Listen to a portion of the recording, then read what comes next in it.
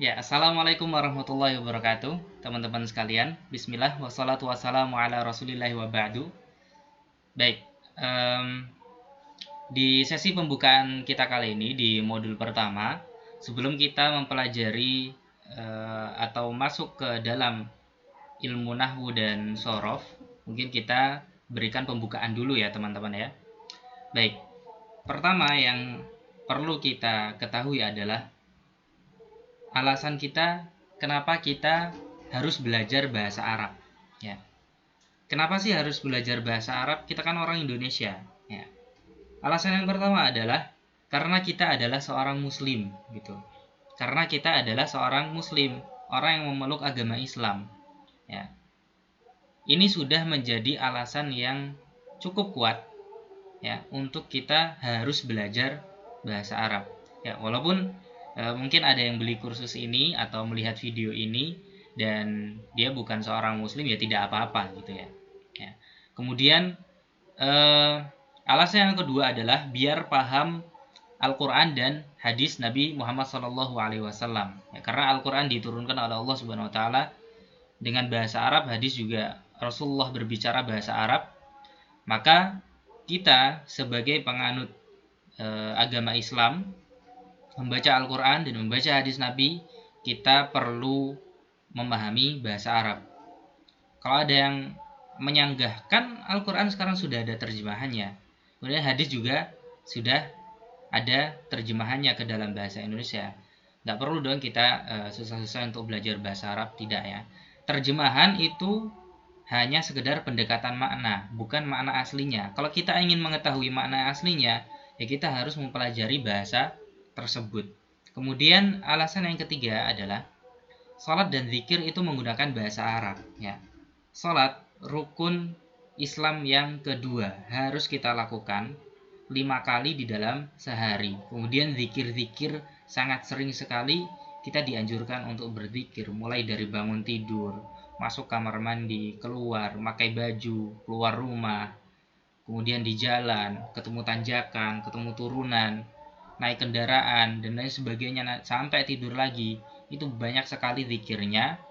Dan kebanyakan kita ini orang awam ya, mungkin orang awam itu ya banyak juga yang menghafal zikir-zikir seperti itu, tapi mereka hanya menghafal bahasa Arabnya saja, tidak menghafalkan artinya juga. Ya, maka belajar bahasa Arab itu sangat penting sekali ya untuk kita bisa betul-betul meresapi ibadah kita, sholat kita, dan zikir kita ya. Terlebih dalam sholat ada rukun yang paling utama, yaitu adalah membaca surat Al-Fatihah ya. Kalau misalkan kita tidak bisa memahami makna seluruh bacaan sholat, minimal kita paham ya arti atau makna dari bacaan surat Al-Fatihah kita ya. Kemudian alasan yang ketiga adalah biar bisa baca buku para ulama. Nah, karena para ulama itu kebanyakan mereka hampir semuanya itu menuliskan buku-buku ilmu mereka menggunakan bahasa Arab. Kemudian nomor 5, terbiasa menggunakan bahasa Arab akan memengaruhi cara berpikir ya. Kemudian memengaruhi akhlak juga dan juga agama ya. Jadi mindset orang sebelum belajar bahasa Arab dan sesudah belajar bahasa Arab itu akan berbeda ya cara berpikirnya, karena di dalam bahasa Arab itu banyak sekali menggunakan metode-metode yang sangat jauh berbeda dengan bahasa kita, bahasa Indonesia ya. Jadi dalam bahasa Arab saja kata ganti itu sangat banyak ya, berbeda dengan bahasa Indonesia. Kalau bahasa Indonesia kata ganti orang pertama itu cuma ya sama sih kayak bahasa Arab, saya dan kita. Kalau bahasa Arab ana, nahnu ya. Kalau untuk kata ganti orang ketiga ya, kalau bahasa kita kan cuma dia sama mereka. Tapi kalau di dalam bahasa Arab itu dibedakan laki-laki sama perempuannya, kemudian dibedakan juga tunggal, ganda sama jamaknya ya. Ada huwa artinya dia, hiya artinya dia juga tapi untuk perempuan, huma artinya mereka berdua, bisa digunakan untuk laki-laki dan juga perempuan. Kemudian hum artinya mereka tapi untuk laki-laki. Adapun hunna artinya mereka juga tapi digunakan untuk perempuan. Nah, jadi bahasa Arab itu sangat kompleks sekali. Ya. Kompleks bukan berarti susah dipelajari ya.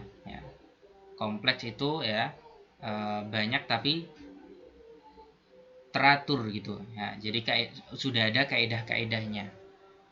Kemudian alasan yang keenam adalah mempelajari bahasa Arab adalah bagian dari agama ya. Jadi dengan kita belajar bahasa Arab itu juga kita belajar agama, yang mana Rasulullah SAW mewajibkan kita untuk belajar agama.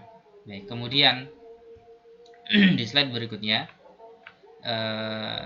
nah ini solusi bagi yang tinggal di lingkungan ajam. Ajam itu apa maksudnya? Ajam itu lingkungan non Arab ya. Ya kita ini di Indonesia ya. Kita, tetangga kita, keluarga kita itu tidak berbicara bahasa Arab, tapi berbeda mungkin bagi yang tinggal di pondok pesantren yang mewajibkan santrinya untuk berbicara bahasa Arab. Nah, sangat sulit sekali ketika kita mempelajari bahasa Arab namun kita tinggal di lingkungan ajam gitu ya, kita susah untuk mempraktekannya ya. Nah, sekarang ini sangat banyak sekali media atau sarana untuk kita itu bisa tetap fokus belajar bahasa Arab. Solusi yang pertama adalah ketika tilawah Al-Quran atau ketika membaca Al-Quran, baca juga terjemahannya ya. Ini sangat powerful sekali untuk membantu kita belajar bahasa Arab. Selain membantu kita untuk tadabbur Al-Quran, ini juga membantu kita untuk belajar bahasa Arab. Jadi keuntungannya double-double ya. Dengan kita membaca Al-Quran sekaligus membaca artinya, kita bisa tadabbur Al-Quran. Kemudian apalagi kalau kita beli mushaf yang ada terjemah perkatanya ya. Nah, nanti ada kata-kata yang sering diulangi, itu kita secara tidak sadar bakalan hafal arti dari kata yang sering diulangi di dalam Al-Quran. Contohnya seperti man ya. Itu sering sekali diulangi di dalam Al-Quran. Man artinya siapa, atau ya ayyuha ya, itu sangat sering sekali diulangi di dalam Al-Quran. Kalau kita beli mushaf terjemah perkata kemudian kita baca ya, itu akan sangat membantu kita belajar bahasa Arab dan memperbanyak atau memperkaya kosakata yang ada di perbendaharaan otak kita. Kemudian solusi yang kedua adalah sering mendengarkan percakapan atau ceramah berbahasa Arab di YouTube. Nah, jadi sekarang ini di YouTube banyak sekali video-video hiwar percakapan atau cerita, atau yang lebih bermanfaat lagi ceramah ya yang berbahasa Arab. Nah, seperti itu ya. Kemudian solusi yang ketiga, follow atau subscribe akun-akun yang mengajarkan bahasa Arab ya. Jadi kita kan apalagi anak muda ya, itu sering sekali main HP ya. Nah, solusinya biar yang muncul di beranda kita itu ilmu, maka kita harus follow atau subscribe akun-akun yang bermanfaat. Salah satunya adalah akun-akun yang mengajarkan bahasa Arab ya.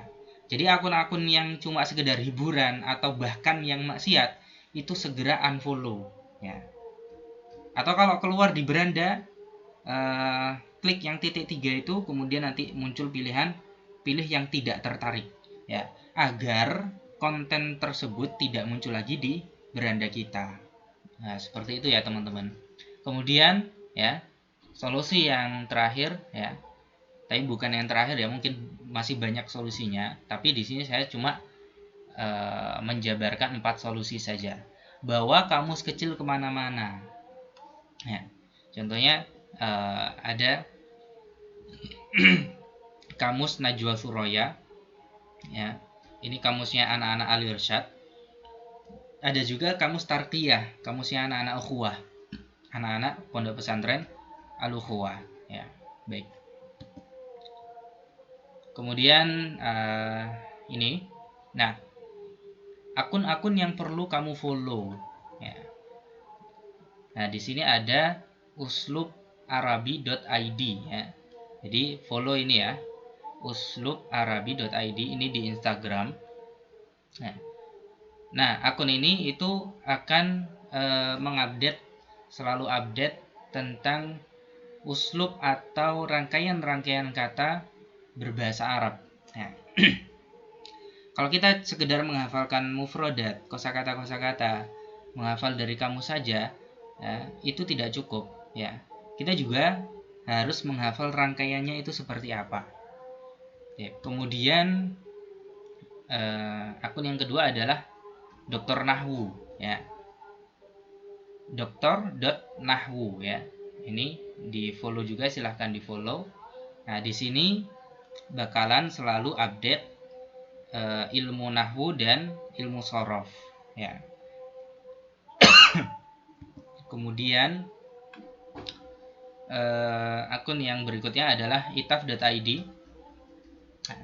Nah, ini selain update juga tentang bahasa Arab, kaidah-kaidah bahasa Arab, dan juga cara menggunakan kosakata bahasa Arab, akun ini juga mengupdate tentang persiapan kuliah di Timur Tengah dan juga Lipia Jakarta, atau Lipia cabang. Kemudian akun yang berikutnya adalah bahasa.arabku. Nah, ini juga update selalu tentang bagaimana caranya membuat ungkapan-ungkapan di dalam bahasa Arab. Ya, baik teman-teman sekalian, insya Allah di video berikutnya, di modul kedua, kita akan belajar apa itu kalam, apa itu kalimah, dan pembagian kalimah. Baik, sampai jumpa di video berikutnya. Wassalamualaikum warahmatullahi wabarakatuh.